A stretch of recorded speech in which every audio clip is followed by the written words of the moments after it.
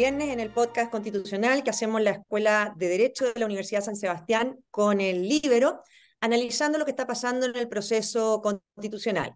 Como todos los viernes, estamos con Gonzalo Arena, director de la carrera de Derecho, exdiputado, doctor en Historia, y con Luis Alejandro Silva, integrante del Consejo Constitucional, abogado constitucionalista también. Esta semana ha estado bastante noticiosa en el Consejo Constitucional. Quienes estamos mirando desde afuera, porque no formamos parte, ¿no es cierto?, de este órgano, uno ve o interpreta una especie de tirada de mantel de la izquierda. O sea, uno como que dice, a ver, ellos se jugaron ya o tienen una decisión por el rechazo y necesitan una excusa y por lo tanto están preconstituyendo esa excusa. Porque si no, ¿de qué manera se explica el chantaje del que fue objeto Chile Vamos y Partido Republicano cuando les dice que poco menos están dispuestos a seguir conversando si es que retiran todas las enmiendas que presentaron? O sea, no basta las enmiendas que se han ido renunciando, las que se han ido acordando, sino que ahora para seguir conversando le dicen a Chile Vamos y a Republicano, usted tiene que retirar todo lo que presentó. Y ahí recién estamos dispuestos quizás a conversar. Entonces uno ve a una izquierda decidida a impulsar un borrador de texto, porque no era un texto de constitución, hecha por un comité designado por partidos políticos, en vez de trabajar en un órgano elegido democráticamente por la ciudadanía. En estos días de tantas cartas por la democracia, sorprende un poco este estilo democrático. Luis Alejandro, ¿qué pasó estos días y en qué están ahora? Lo que se vio la noche del miércoles al jueves, Marcela, fue un reflejo más de una lógica con que la izquierda ha planteado siempre la negociación en esta segunda etapa del proceso constitucional, que es la del Consejo, y que es la lógica del todo o nada. Ellos desde muy temprano han estado con esto de que, mira, si es que hay negociaciones, estas negociaciones tienen que comprender todos los temas relevantes y tienen que zanjarse todos en un mismo paquete. En la misma dinámica o queriendo replicar la dinámica de lo que fue la comisión experta, porque la comisión experta, recordemos, fue así. Se fueron conversando los temas, obviamente hubo que plantearlos por escrito, después hubo sin número de enmiendas, etcétera, pero finalmente la dinámica de las negociaciones condujo a que se conversara el paquete completo y se impusiera la idea de que nada está cerrado hasta que todo esté cerrado. Y en el Consejo Constitucional, desde la izquierda, venían con esa lógica, ¿no? Recordemos que los comisionados expertos están presentes allí y que se da también una cuestión desde el punto de vista de la dinámica muy paradójica y que explica por qué no podía ocurrir en el Consejo Constitucional lo mismo que en la comisión experta. La izquierda tiene 17 consejeros constitucionales y tiene 12 comisionados. El Partido Republicano tiene 22 consejeros constitucionales y un comisionado experto.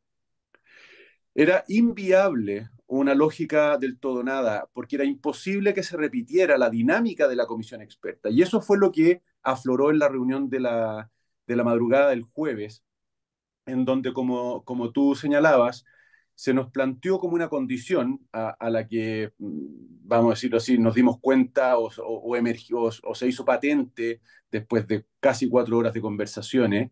Se nos planteó una condición que era imposible de cumplir, que era que para empezar a conversar aquellos temas que no se habían votado aún en las comisiones, que eran los más críticos, seguridad social, derecho a la salud, tratados internacionales, sistema político, etcétera, habíamos de renunciar a 15 temas que ellos nos plantearon que habían sido ya votados en las comisiones expertas, ¿no?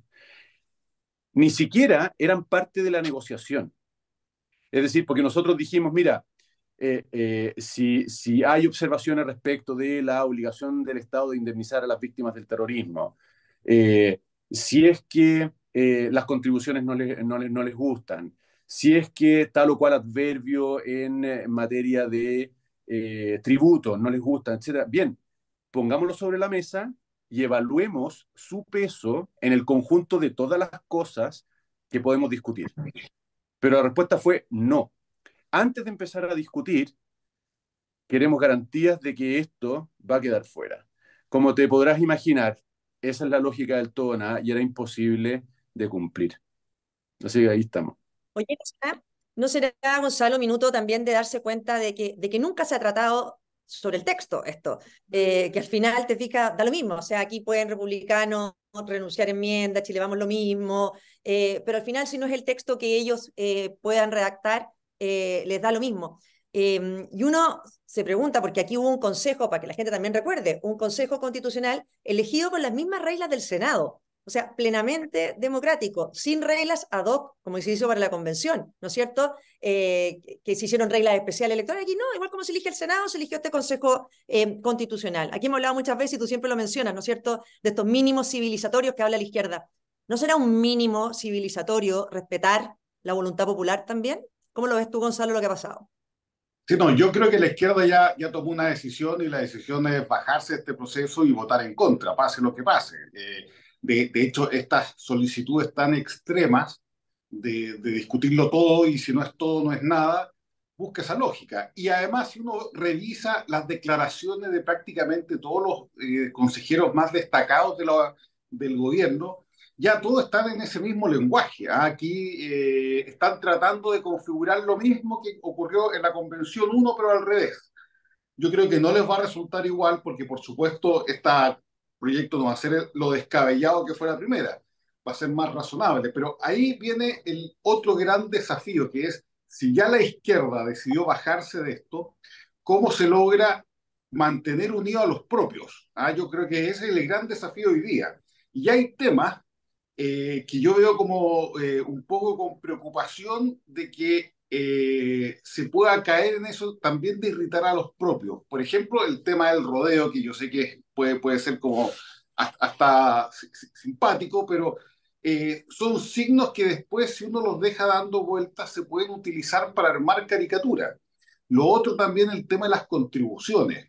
Yo creo que en el tema de las contribuciones han aparecido muchos personeros de Chile Vamos, ¿no es cierto?, en contra.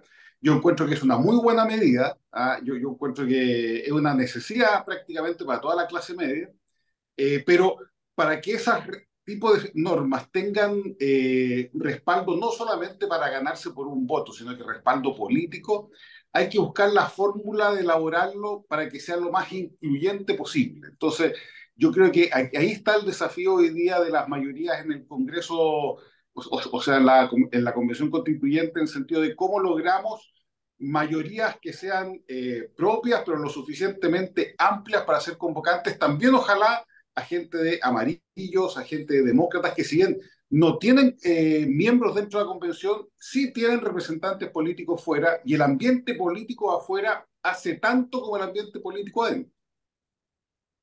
Bueno, eso es tan verdad, ya te daré la palabra a Luis Alejandro, que efectivamente aquí se está peleando también contra las encuestas que están dando mayoritariamente el triunfo al rechazo, al texto que sea, porque quienes defienden también a rajatabla el texto de los expertos no se dan cuenta que ese texto hoy día es rechazado, porque las encuestas están dando un amplio rechazo. Porque la gente rechaza por cualquier cosa, está rechazando o al gobierno del presidente Boric, o rechaza el proceso, o algunos rechazan porque ya rechazaron y dicen, ¿por qué me preguntan de nuevo? Entonces, se está yendo también contra lo que están arrojando las encuestas, y por eso es tan importante que el texto pueda consagrar normas que tengan identificación ciudadana más allá de los consejeros que están representados.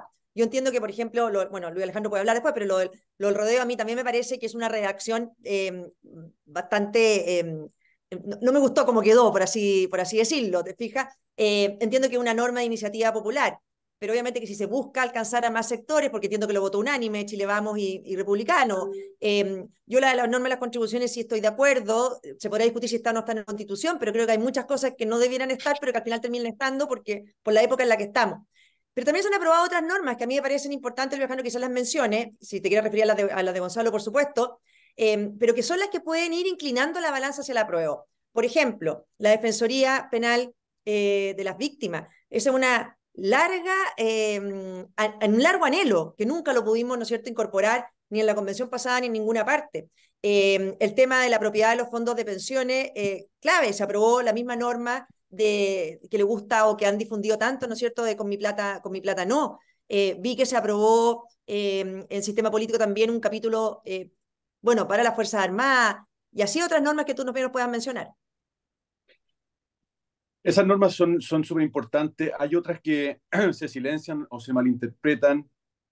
Me refiero o estoy pensando en una iniciativa popular de norma que tenía que ver con la protección de los animales y que ha aparecido en algunos medios como que se hubiese rechazado la protección de los animales porque no se incorporó la iniciativa popular de norma a la Constitución. Y yo mismo voté a favor y se votó a favor en la comisión, y yo creo que de manera unánime, en la comisión que integro, que es la 3, una norma que establece como deber del Estado y de todas las personas, no solo proteger a los, perdona, no solo proteger a los animales, sino también procurar su bienestar.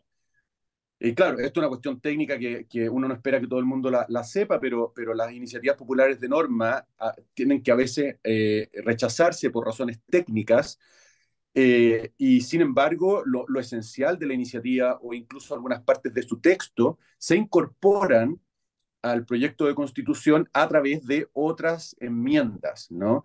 Entonces, que se rechace una iniciativa popular de norma no significa que el texto de la iniciativa o lo que busca proteger quede ajeno.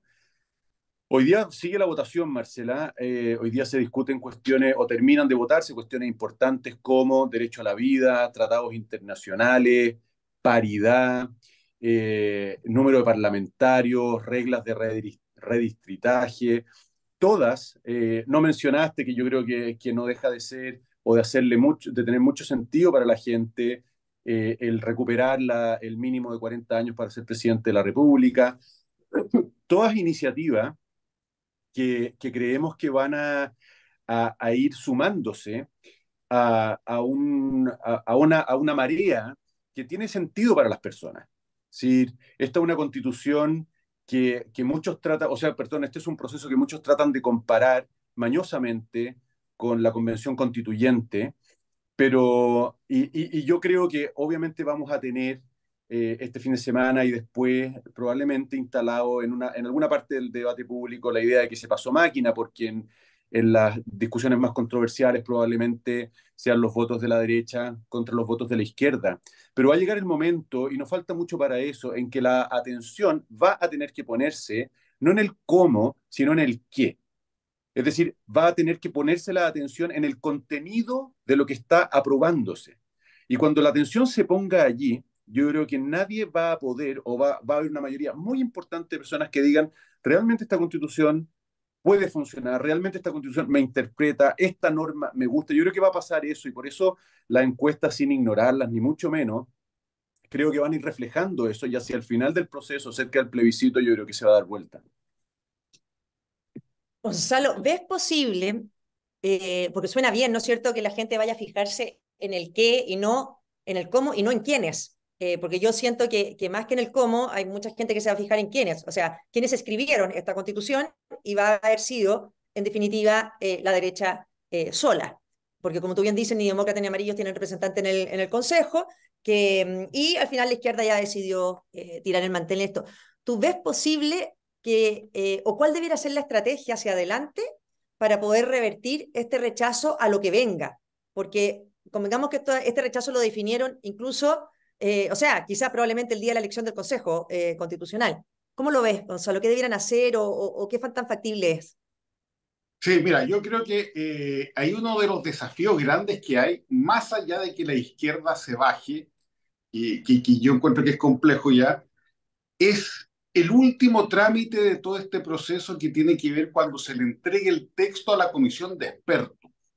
Porque yo veo con temor que la comisión de expertos empiece a actuar como una especie de espíritu de cuerpo, ¿ah?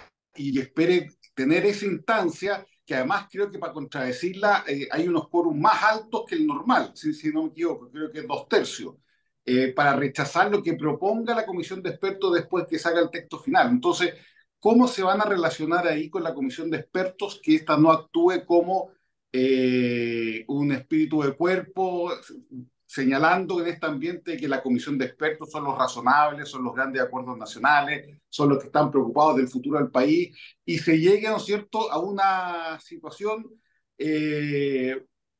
casi entre la espada y la pared, con la comisión de expertos? Yo creo que hoy día el gran problema que haya futuro, más que la izquierda, porque ya se bajó, en la comisión de expertos, porque además siento que hay muchos de ellos que son muy críticos, no públicamente, pero sí en privado, de las normas que se están implementando. Por ejemplo, he visto al ex ministro Hernán Larraín con todo su tema de la gobernanza del Poder Judicial, ¿no es cierto? Que yo creo que va a traer costos si uno no lo incluye. Entonces, ¿cómo manejar ese tema también, ese segundo paso que es más allá de la pelea política ahora, la pelea con la comisión de expertos? Oye, y ahí, claro, uno dice siempre el temor de que actúen como cuerpo. Ahora, lo que yo he visto, por ejemplo, en expertos como Natalia González o Bettina Jorge, que han tenido más voz, me imagino, no sé, Carlos Frontado ha tenido menos voz pública, pero la Natalia muchísima, sí apoyando las enmiendas, porque también como lo tocamos creo que la semana pasada, los expertos hicieron un borrador, entendiendo que no era el texto definitivo, por lo tanto han estado muy conscientes de las mejoras que hay que hacer. Entonces, está el riesgo de que dice Gonzalo, esperemos que no, pero sí hay algo que se va a dar de todas maneras, es que les va a llegar a ustedes de vuelta un texto con cambio. O sea, la comisión de expertos no va a aceptar ni de cerca todas las normas. Y ustedes ahí, lo que yo entiendo, republicanos tienen el poder de veto.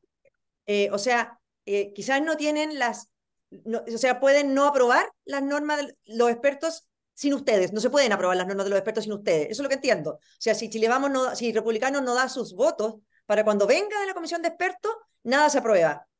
Ese es el último trámite, ¿o no, Luis Alejandro? Así es, así es. Lo que llegue de la comisión de expertos, a lo que le entreguemos el 7 de octubre, se somete a votación en el Pleno y ahí hay una regla que dice que las normas se aprueban por 3/5 y se rechazan por 2/3. Eso es. Eh, y si no se cumple ni una ni otra, es decir, si no hay un quórum para aprobar, pero tampoco hay un quórum Comisión para mixta. rechazar, ahí se arma la comisión mixta. Es decir, en el supuesto, es un supuesto que creo que se mueven 3 votos. Son 3 votos los que pueden decidir que una norma vaya a comisión mixta. Ahora, lo que yo creo, Marcela, que va a pasar, y haciéndome cargo del diagnóstico, del pronóstico de Gonzalo, es que el proceso en la comisión de expertos va a estar muy acompañado por los consejeros. Primero hay que decir que el texto que resulte el 7 de octubre, con las aprobaciones en el Pleno, es un texto que merece muchas mejoras. Es decir, yo mismo he aprobado enmiendas que han pasado al Pleno, o que están pasando al Pleno, y que merecen ajuste, merecen ajuste. Hay cuestiones técnicas, hay selección de palabras, hay de repente superposiciones, etcétera. Hay un sinnúmero de detalles, de ajustes que cabe hacer. Y después, por otra, está la cuestión política obvia, que es que si los expertos deciden intervenir el proyecto en una dirección que claramente va a ser inviable cuando regrese al Pleno, no lo van a hacer o no debieran hacerlo. Y ahí obviamente que la presencia de los consejeros en el proceso, que no dura mucho, de revisión que los expertos van a hacer de lo que le entreguemos, va a ser súper importante. Va a ser súper importante. Va a ser una instancia de negociación, yo creo, bien interesante para mejorarlo, sin obviamente poner en riesgo su flotabilidad. Y en esto, la última idea, Marcela, yo quiero señalar lo que es una percepción, que es las diferentes sensibilidades que hay hoy día en la izquierda. Ellos decidieron actuar en bloque, y al decidir actuar en bloque, se ponen una fachada que uniforma las distintas sensibilidades. Y pareciera que todos, ¿no es cierto?, piensan y sienten lo mismo. Sé que es absurdo lo que estoy diciendo, pero en las negociaciones es lo que pasa. Tú te encuentras con una sola voz. Y sin embargo, son muchas las voces que hay ahí dentro. Me consta, ayer el Partido Socialista, una bancada de 6 consejeros, se reunió. Tuvimos que suspender las comisiones para que pudieran reunirse. Pero había interés en que se reunieran, porque lo que yo quise leer de esa reunión es, oye, ¿cómo nosotros los socialistas hacemos un espacio a lo que son nuestros intereses, nuestra lógica de negociación, y que no se está viendo reflejada en una lógica como la que se impuso en la madrugada del jueves y que llevó a cerrar o a clausurar todas las posibilidades de negociación? Por lo tanto, yo veo con mucho interés lo que pueda pasar en las izquierdas con lo que queda del proceso, porque no me extrañaría que o se rompa la unidad o aflore un registro distinto del que han tenido hasta ahora. Yo encuentro Sí, que eres demasiado optimista optimista. sí, con ese análisis. Porque además, a ver, yo cada vez me convenzo más que este carro no va a tener que tirar solos. ¿Ah? Claro, siempre hay distintas sensibilidades, pero decidieron actuar juntos. ¿Ah? Y ellos en eso no se van a perder. Y aquí va a tener desde Boric a toda la izquierda y a los expertos de izquierda, que da lo mismo su título de experto al final, unidos en una sola posición. Y hoy día esa posición es en contra de un texto que redacte la derecha con sus votos. A mí me parece como eso bien claro. Yo me acuerdo, nada que ver, pero me acuerdo cuando uno negociaba con el colegio de profesores, la directiva del colegio de profesores, tenían tantas opiniones distintas que cada cierto rato teníamos que salir, Raúl Figueroa, que era el subsecretario, y yo de la sala, para dejarlos conversando entre ellos. Pero mucho rato. Después teníamos que volver a salir para que se pusieran de acuerdo. Puras opiniones distintas, pero votaban siempre igual, siempre por el paro. ¿Te fijas? Entonces, siempre por prolongar el paro. Entre medio podían haber opiniones distintas. Entonces, yo acá veo que de repente lo que están haciendo es enredando de tal manera esta situación, paralizando un poco, porque además les están impidiendo dar a conocer limpiamente un texto, están enredando las negociaciones, están bloqueando todo el tema, porque al final se va cortando el tiempo. Entonces, al final va a salir un texto votándose muy a la rápida, muy al final, porque van entrampando, dando como que quieren negociar, pero no negocian nada. Gonzalo, ¿estoy siendo yo demasiado realista? No, está bien, incluso yo soy más pesimista. Eh, eh, Ahora que estamos en el 11, para que uno entienda la lógica de la izquierda, quizás, bueno, es temporáneo decirlo, pero Salvador Allende, por no dividir a la izquierda, estuvo dispuesto a excluir su gobierno. O sea, la izquierda tiene una convicción de poder mucho mayor que el centro y la centro derecha.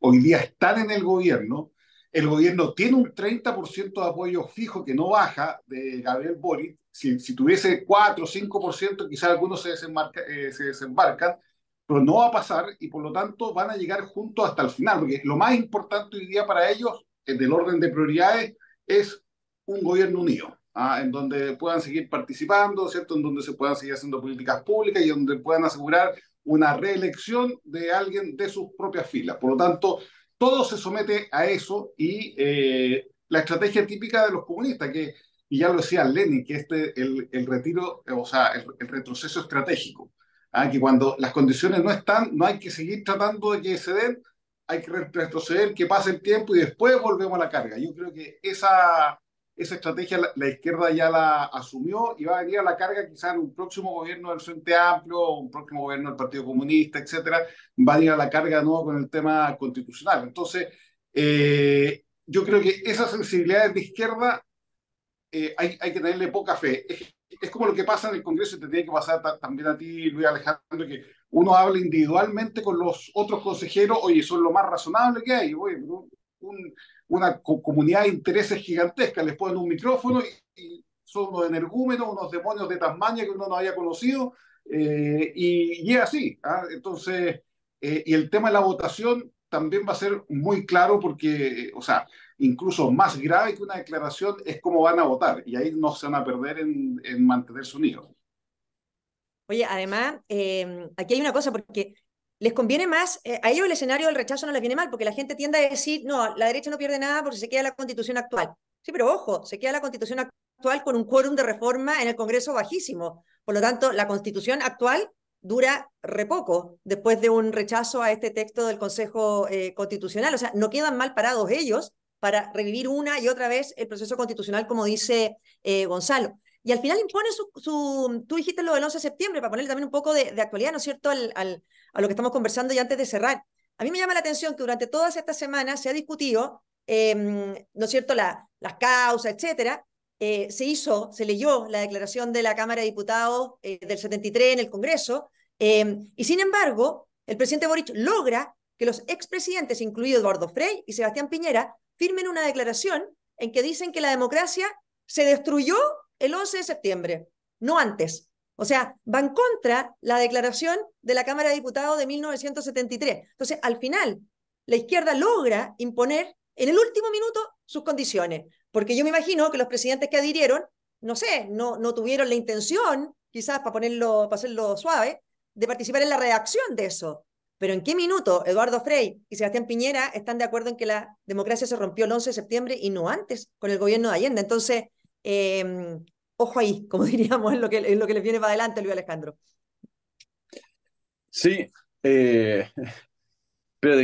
perdona Marcela, pero había algo en tu primera parte de la intervención que yo quería rescatar, pero no puedo ahora recordar, me vaya a tener que perdonar. No sé, tú eres el más joven del grupo y si ya se te olvidó, ¿cuál es la parte? No, estamos mirando con una excesiva, estamos tratando de dar una cuota de realismo que yo pensé, de verdad, yo Es que lo digo, que bueno, pasa es que pensé Luis que está después de espantado lo con del, nosotros. no, pero yo pensé que ya el realismo lo tendrían después de la tirada de mantel. O sea, ustedes se dedicaban toda la semana a renunciar a enmiendas, con gran pompa, está bien, ¿no es cierto? Enmiendas que ya, a lo mejor se presentaron también pensando que se podían renunciar, pero aún así les dicen, ¿saben qué más? O renuncian a todos, nos seguimos conversando. Entonces uno pensaría que después de eso, ustedes ya están sentados en una cama de realismo importante. Y no sé. Sí, vamos a ver qué pasa. Yo estoy relativamente tranquilo.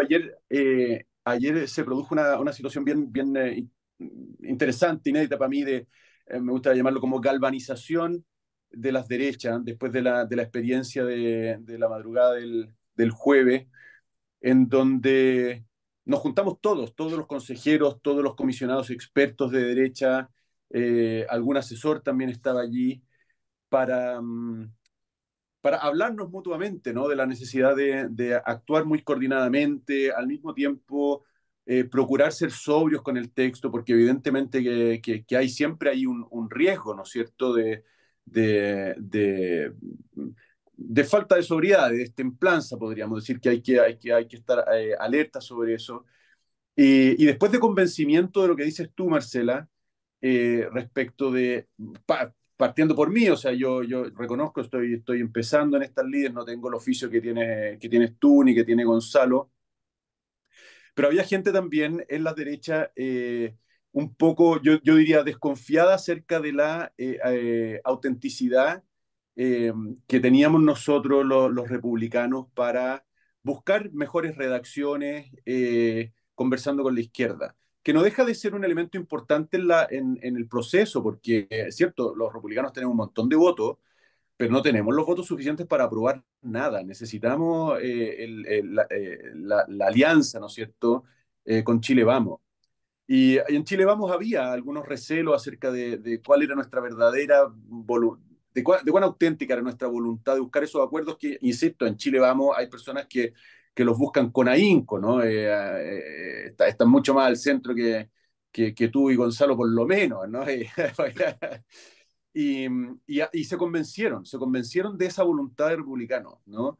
Con un costo todavía, imagen interna, yo diría, para republicanos, después del anuncio del viernes que alcanzamos a comentar bueno, no sé si lo alcanzamos a comentar acá en este programa, pero que creo que fue interesante. O sea, se produjo en la derecha este convencimiento de que hay apertura, de que hay voluntad, por supuesto con rasgos diferenciadores entre los distintos partidos de la derecha, nadie quiere tampoco borrarlos, pero el convencimiento de actuar unido. Y eso también a mí me da mucha esperanza, porque creo que vamos a ser capaces de hablarle a un espectro súper amplio de la ciudadanía que incluye una buena parte de la centroizquierda. Así que, en fin, yo No, en ese pero sentido, sí. ¿Sí? en eso totalmente de acuerdo. Yo creo que esto no es un problema de ser de centros o no centros cuando se buscan los acuerdos. Todos creo que se construyen los acuerdos. Pero yo vuelvo a decir, si ustedes sacan un texto en que se abracen el 100% de los integrantes del Consejo Constitucional, se feliciten entre ustedes por el acuerdo que lograron, probablemente eso es rechazado por la ciudadanía en el Sí, plebiscito. Entonces, quizás la primera misión es lograr textos que le hagan sentido a la gente, más que a los políticos, sean de derecha, de izquierda, etcétera. O sea, sí. y porque si no, va a ser una cocina política más en que ocurren otras cosas. Entonces, ojalá eso sea lo que ocurra. Te fijas que se haga un texto. Vuelvo a decir, en la convención pasada el problema no fue que la escribieran solo. Podrían no habernos pescado, pero escribieron solos un texto que no le hacía sentido a la ciudadanía. Entonces, Mm. yo creo que no perderse en el microclima y Mm. buscar, porque yo imagino que los mínimos comunes son de toda la derecha, de republicanos, de demócratas, de la exconcertación, está claro, si eso pensamos todos lo mismo lo que una constitución. Pero la izquierda que está operando está tomando una decisión distinta. Pero bueno, ojalá esto siga bien, porque creo que nos jugamos mucho en el plebiscito de fin de año. Gracias, Gonzalo, y gracias, Luis Alejandro. Gracias, Gracias a pues. usted. Que vaya bien. Chao.